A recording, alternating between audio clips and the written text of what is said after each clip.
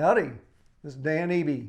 Some of them call me Dano. I'm not sure why they do that because most of the ones that do weren't even born when Hawaii Five-0 was on.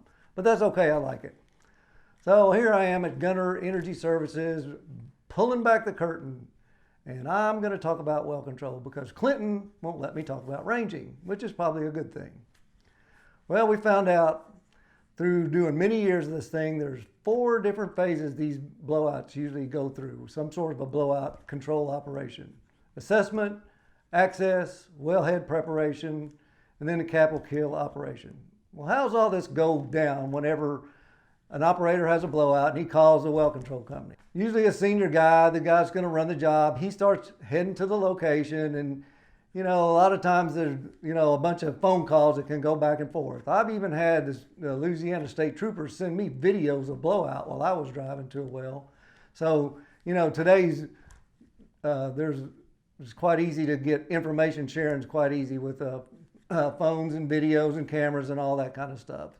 So the guys start to head into the location, and then the well control company in the background, they're figuring out how many guys they can send out to your location and all that kind of stuff. So when you get to the site, you go meet the company man, and walk up to him, hey, how's it going? And pretty much never heard any of them say, hey, it's going great. What are you doing here?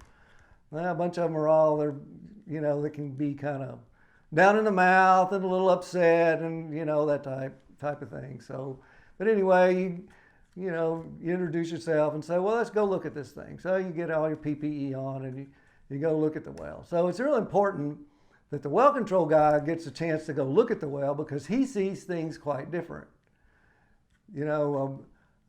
What could be maybe the worst thing ever, for the operator or the guys at the site, the drilling guys, the workover guys, whoever it is at the site, the well control guy, he looks at it like different. It may be a job that he can go figure out and say, well, this is not going to last that very long. We can fix this quite easily.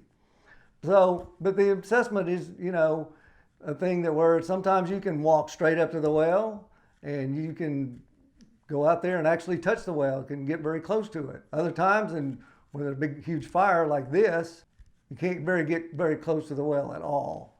But even when you can't get close to the well, you can see all sorts of things. Like in this video, you can see an example of there's several wells on fire here. One of them's going straight up. Well, the whole idea of the control operation is to get the wells going straight up so that they can be capped. Obviously, on a big fire or blowout, it's a cap, and sometimes it's a kill operation. You can tie on a pump line and kill the well.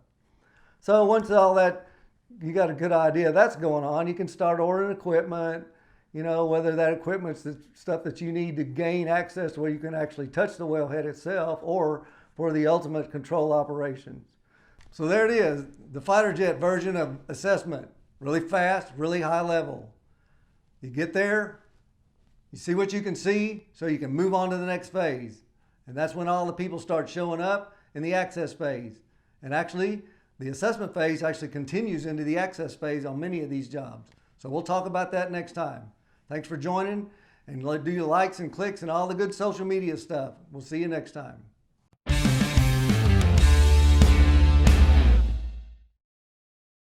Dano, take him out of here. Book him. Murder 1.